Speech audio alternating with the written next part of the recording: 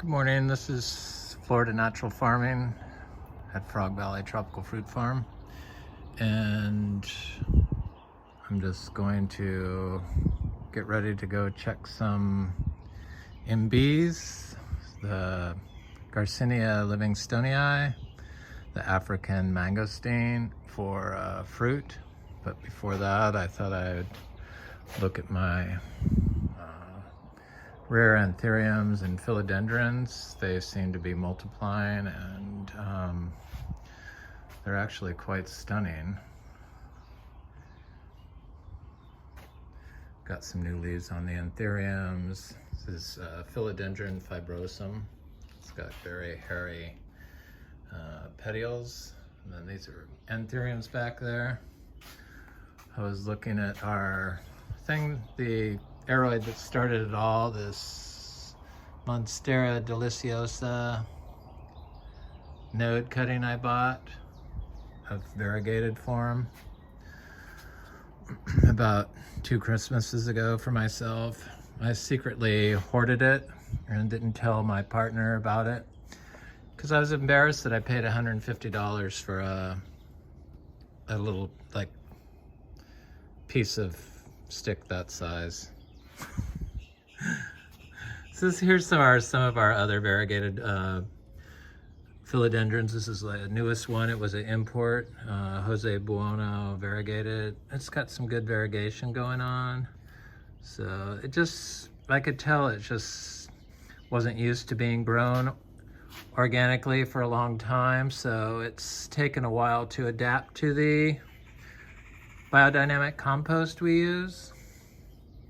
I'll go over there and look at our biodynamic horn that I made this year, or I guess last year now. It's been 6 months, spring equinox.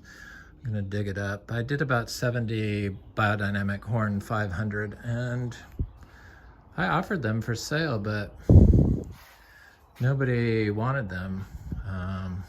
I'm charging $50 a horn. But I'm gonna use all of them, so I didn't really push it. I wanna bury them. Look at these leaves, they're just stunning. I guess this is a new one, Philodendron mexicanum. And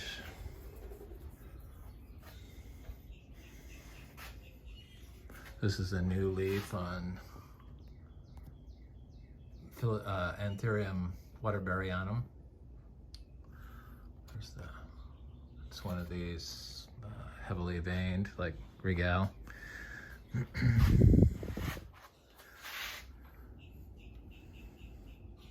This is Philodendron veracapitiolum. This is Philodendron Fricatum.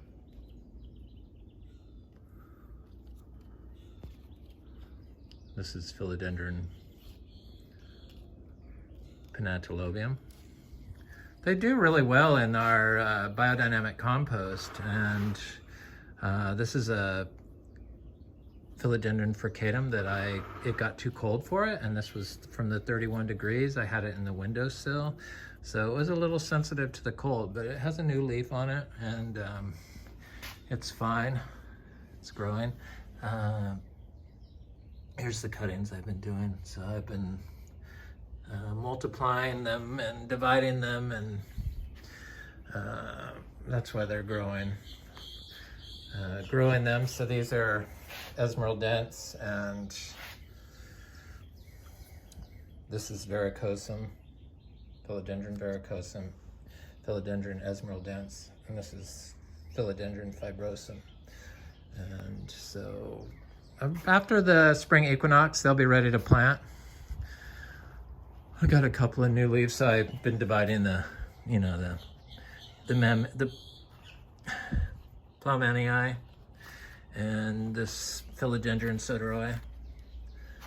But I got a new leaf on this Anthurium tremulum, and it's like really stunning. And these leaves get super long. So I've been looking for cracks in our big old oak trees. This is Anthurium metallicum, a brand new leaf coming out. I mean, it's just Look it up online, it's a gorgeous plant. Anyway, so that's what I've been doing. So now I'm gonna go out and look at the Imbe fruit.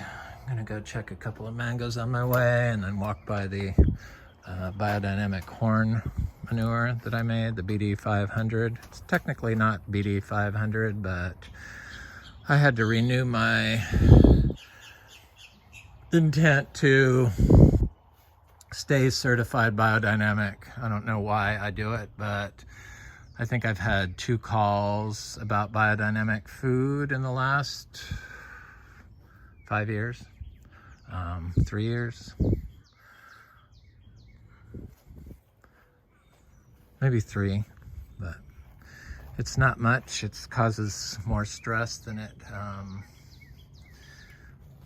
makes for us, but I think it's important to be certified and have your foods tested and your records inspected, and it keeps me from just totally losing my mind probably in plant world.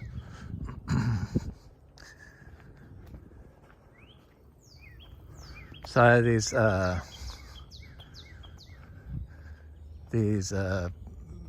Philodendrons and Anthuriums. I'm thinking, you know, once because I'm going to grow them on all these trees and stuff, and the palm trees and everything, and in the orchard floor. And I'm thinking that they'd probably be good as a companion plant, you know, like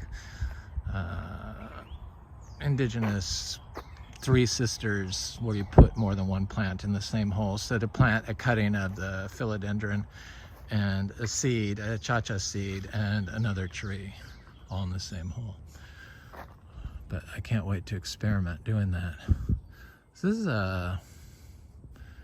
in Rollinia deliciosa, and I kind of dumped the manure at it because these are like dry farmed and they've never been given water. And this tree is covered in flowers this year, which it's never done before. So it's like, maybe we'll get some fruit. It's got two trees of this. So biodynamic fees, it's like 0.005 cents, 0.005 cents per dollar we have to pay, along with all the fees for inspections, because I have to pay for the airline tickets for the inspectors to fly down here to inspect our farm. This is the mangoes are like really bizarre this year. This is Nandak Mai, and they've got fruit, and then they've got flowers, and then they've got stuff that's gonna flower. So it's gonna be a very long season. And then some of the flowers have some powdery mildew, but others do not. It's strange. And it's wetter than usual. And this is Namdak Mai again. No powdery mildew on this tree. And nor in this is a Florigan, or no, this is a Malika. There's a Florigan that was always a sickly tree, and it finally decided to grow out of it, meaning it looked like this for a long time, which was caused by the compaction, guaranteed, which finally got fixed. And that's why it looks like this now. This one was the worst compacted tree on the property for a long time, until I realized what it was. And this is a Florigan tree. I see little fruit. I don't see any powdery mildew. Then we got this Florigan tree, which is loaded in fruit. And got new blooms, and it looks like fruit forming, and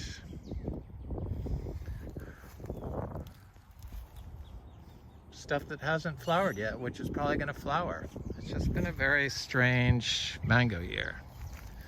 Our bananas are all coming back from the freeze, and things are looking good going into spring. It's kind of warm. Hopefully everything's going to... So this is where I put the I buried the Biodynamic Horn, and I mean, look at the grass where that was. It's just like,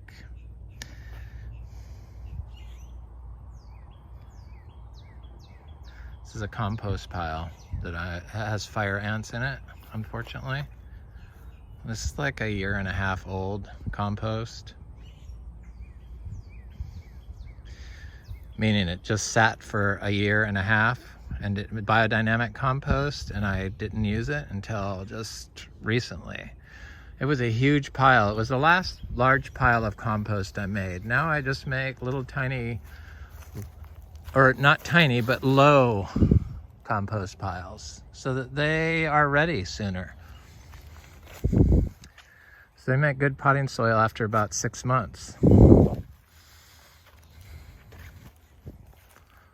Here's a 2-year-old compost pile. Well, 1 year and 8 months probably.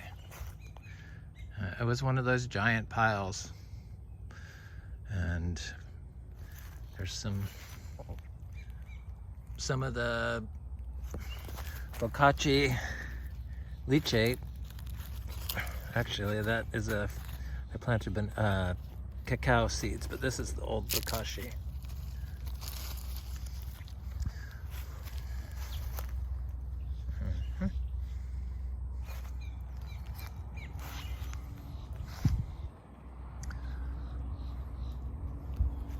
Been making compost in this area continuously for more than 5 years. All the different ways. Thermophilic I started doing, and then I switched over to a modified Johnson Sioux system without the plastic and on the ground, and didn't add earthworms because it was full of earthworms. And then now I just do the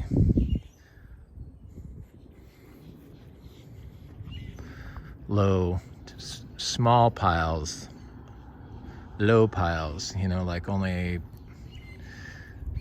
1 foot high when I dump it. And that seems to work the best for me.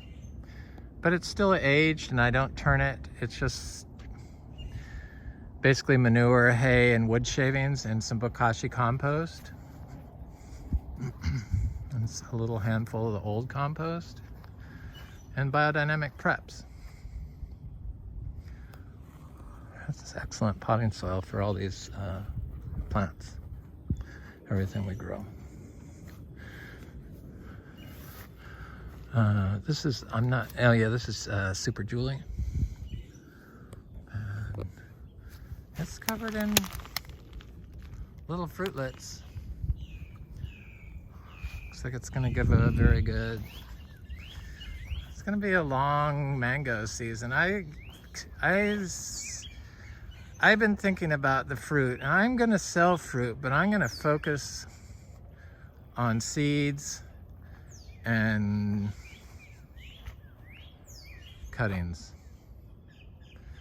And I think that's the best way to get people plants that can grow naturally in Florida. This is a Buttercream Mango. All this old bloom, that was from the freeze, but it's got 1 fruit on there. It looks like it might drop off, but it looks like it's doing pretty good. There's a coconut cream mango that has fruit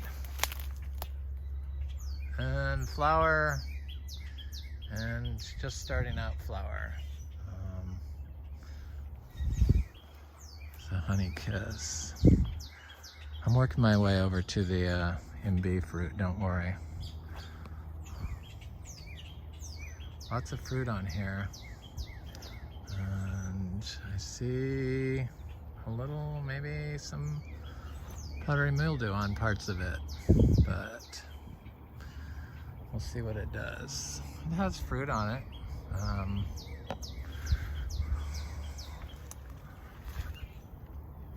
Every time I've seen a tree that gets powdery mildew, the following year doesn't ever have powdery mildew again. So just with not doing anything. This is a peach cobbler with no powdery mildew. People get so paranoid about the powdery mildew, and then they destroy the tree's ability to cure itself of having powdery mildew naturally, and destroy all the beneficial fungi and bacteria and frogs and everything else in the process. So we've turned all of our backyard gardens into basically nurseries, and they're like the dirtiest places on earth for plant health. And this is what where backyards are in Florida for some people.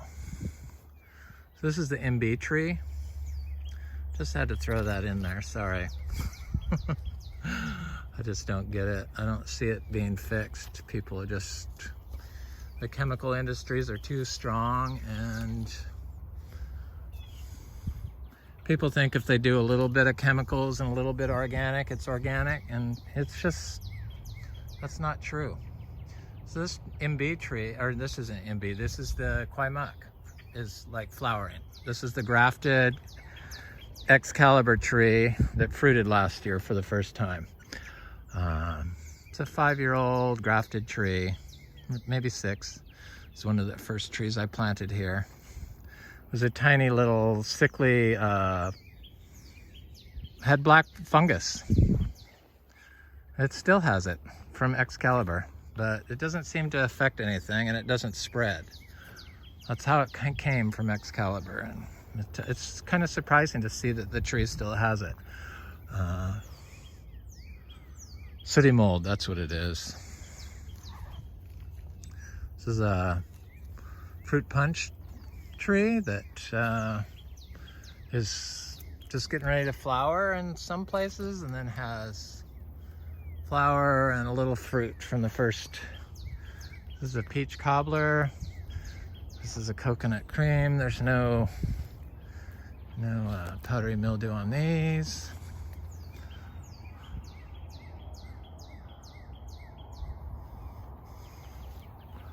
And then this is a sugarloaf that looks like it's getting ready to flower again.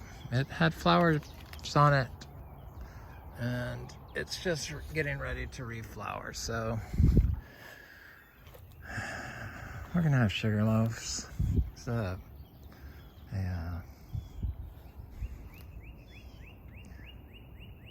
sweet tart with some good sized fruit on it and flowers. And mangoes are really amazing how they just can keep flowering and flowering and flowering until they set fruit. Is that a portobello mushroom? This jackfruit tree this little tiny grafted tree produced, it's from Excalibur, produced 8 fruit last year. Delicious, crunchy, yellow fruit, small ones. Okay, so we're coming up on our first Imbe.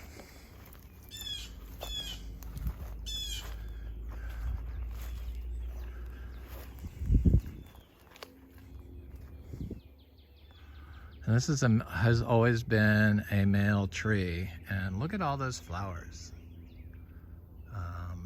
it's produced a couple of fruit for us. It was the first Imbe fruit that I got here, and it was like 1 or 2 fruits. But last year it didn't produce any fruits. Look at all those flowers. I mean, it's just, this is loaded with fruit, or flowers. They're really pretty trees. There's a sugarloaf mango that's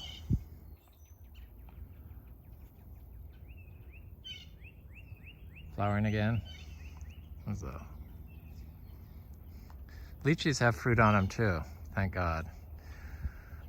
There's a Terrelay mango. Sugar apples.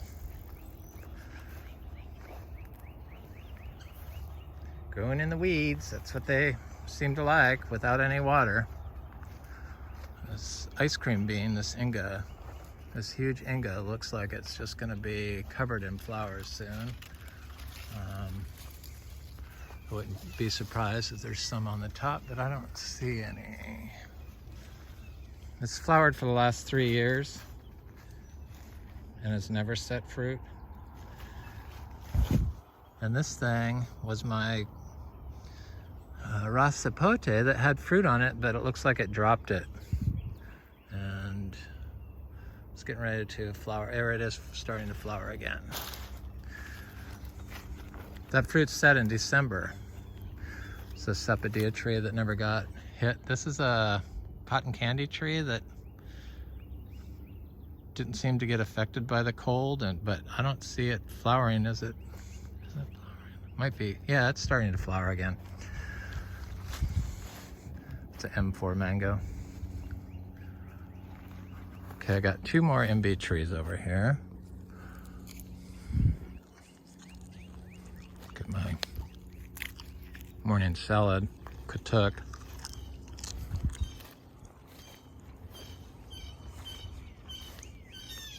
So, this tree has never flowered, but it's flowering heavily this year. Or I missed the flowers, I don't know. Looks like it should have something open.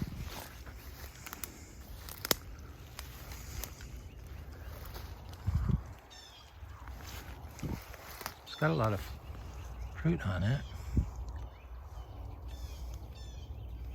Or a lot of flowers, but I don't see any open flowers.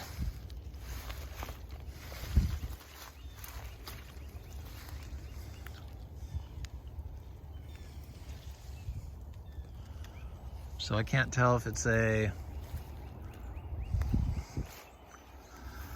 going to be a fruit producing tree. This is the grafted tree from Excalibur that produces fruit. Lots of fruit, but it's just kind of starting out slowly. I see it's not even there yet. It's got some early blooms, but it's just now poking out flowers. So, not yet.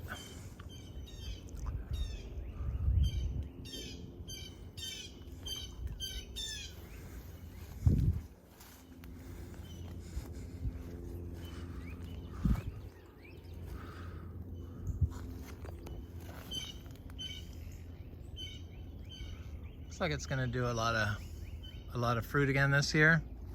It just got a ways to go. So that was that heavily producing fruit tree. I gotta try to walk through here and get over to those other Imbe trees, or maybe I'll just go back this way.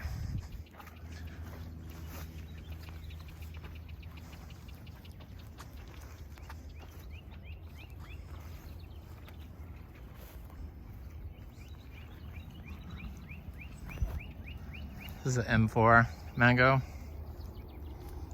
I see no powdery mildew on that, and I Don't see any fruit yet, but looks like it'll have some fruit. This is a wax jambu, red one. It's another one. This is like freeze damage. Dropped most of its leaves after the freeze, but it didn't have any dieback.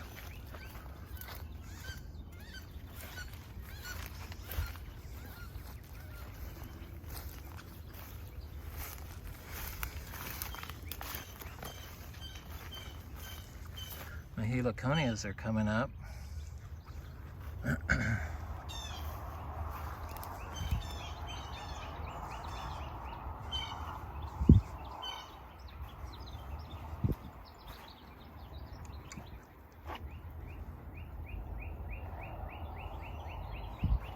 It's Inge spectabilis, and another one next to it, seed grown. I think it's like 2 years.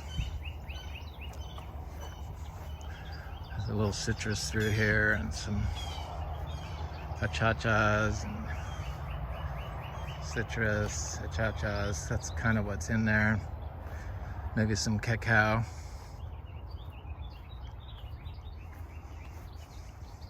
Okay, here's the other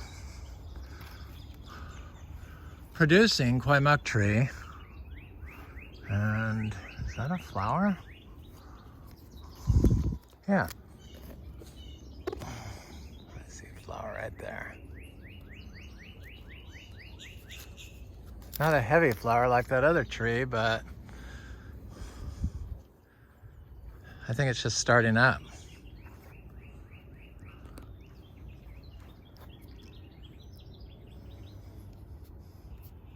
I've had this tree for 10 years. I moved it from my first food forest I planted in Grant, Florida. And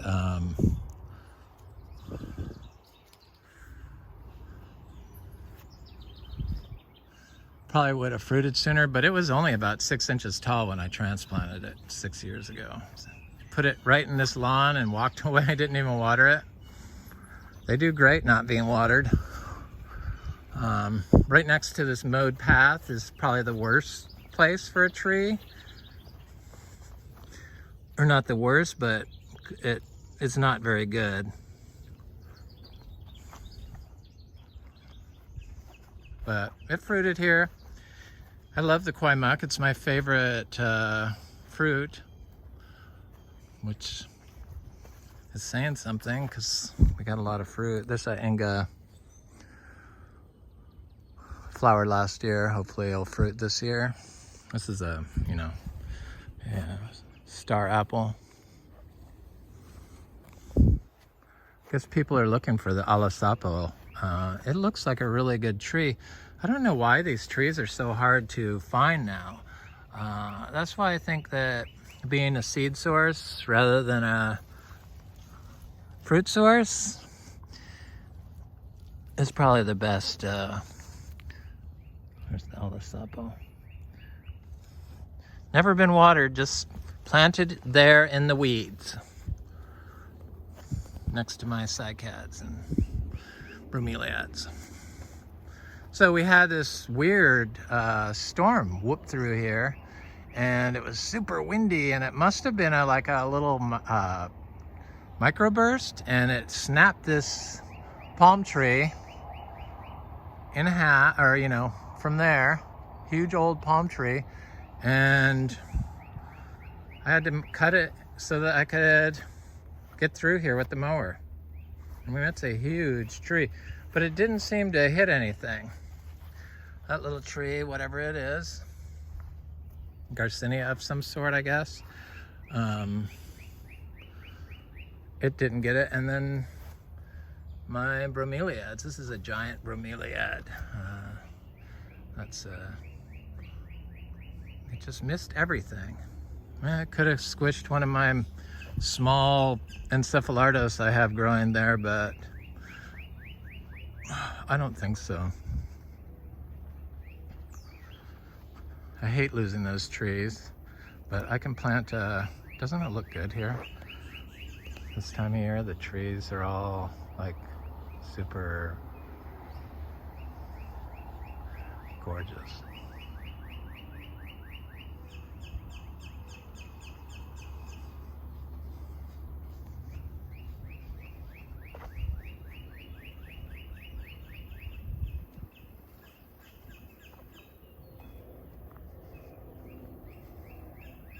Florida is stunning.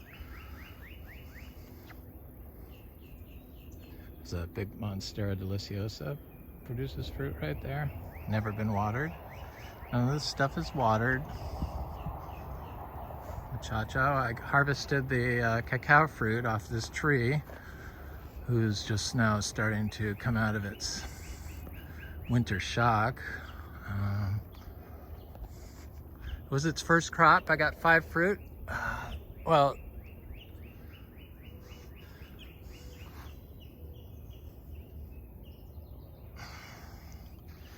the creature's got 1. I planted the seeds and some creatures knocked that over and ate all the seeds, I believe, but I have 1 more that I can try. We'll see what happens. Dry farm cacao outside without protection in Florida, basically. Organically grown.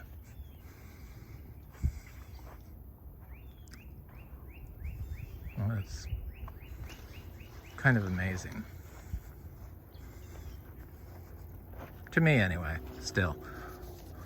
The chachas are all doing good.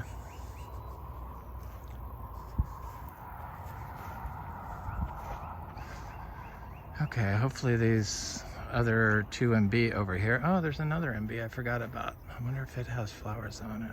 I have more little tiny Imbes that I planted from seeds of the fruit, but I guess I have to check this one somehow. It's way over there. I forgot I had this one. I kind of forget what I've planted here. Of course. I see some creature trail right here, so I'm gonna take it. I know I've seen some achacha trees growing in here, but I can't see them right now.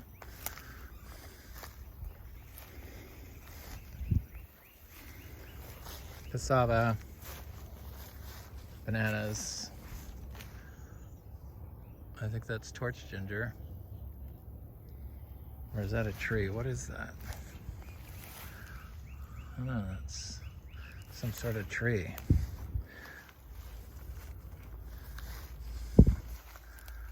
Okay, so this tree,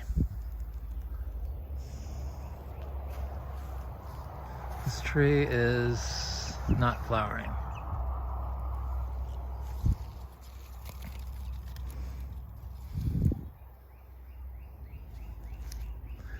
So that's a scratch. I don't have to check that for a while.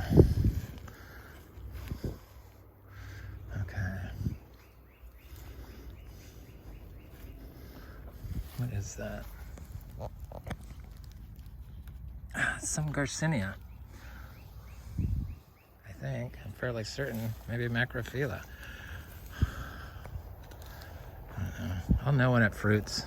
It's not like the Philodendrons and the Anthuriums where you need to have the ID because they don't produce fruit.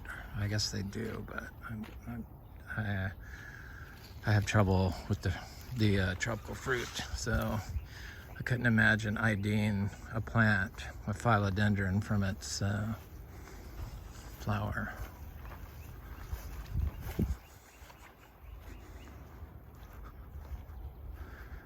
Nope, know my limitations.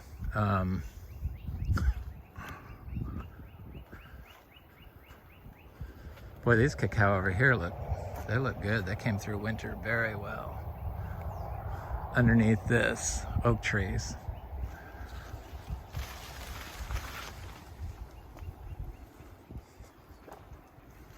I finally have a Luke's that looks like it's probably big enough to fruit, so I need to probably Luke's Garcinia, so I need to start checking that.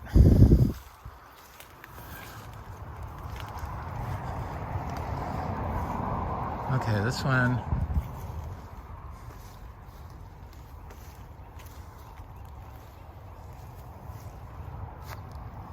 This one has flowers, but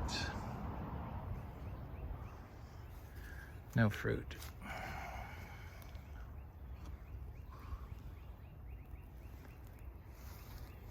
This was a male tree last year.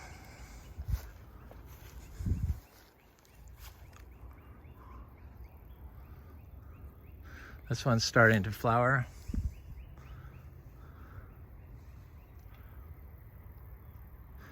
It's never flowered before, so it's very light flowering. So I guess I have some, I have to come back and check these things. It's not a wash.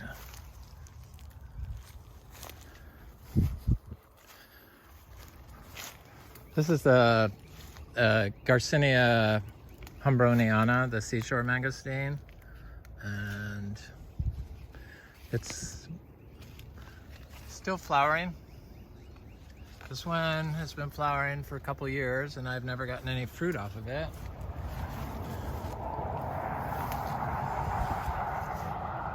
But it looks like it's going to do a very large flower, so that's good.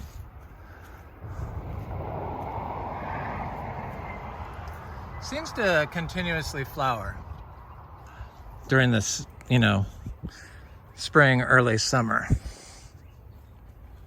late winter, long period of flowering.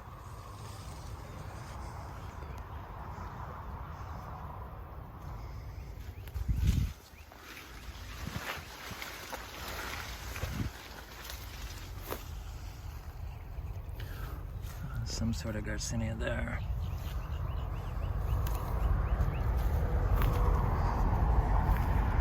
This is that red flowered Garcinia.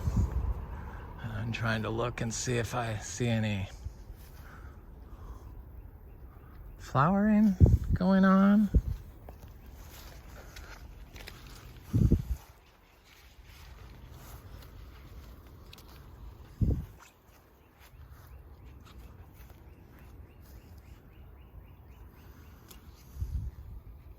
This one also flowers for a long period, so it could just be taking a break. But I don't see any flowers on it at the moment. Okay, this other one over here with all this wind and stuff, it looked like it dropped the fruit, the seashore mangosteen fruit that was on it. This is a intermediate.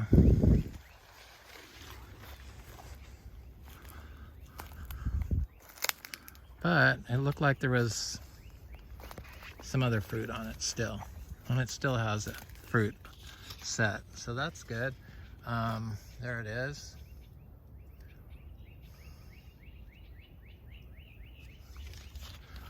I want it to hold a fruit, please, because I have never tasted this fruit and I've never fruited this plant. But it has a fruit, 2 fruits that I see, probably more.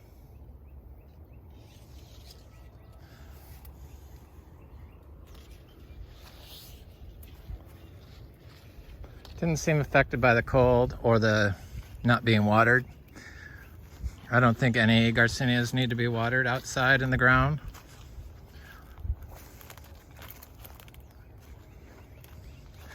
I believe our water's pH is wrong for them, and they don't need it.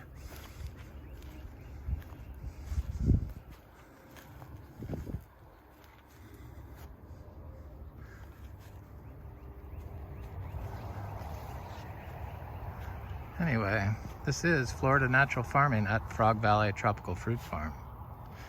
I hope you enjoy your day.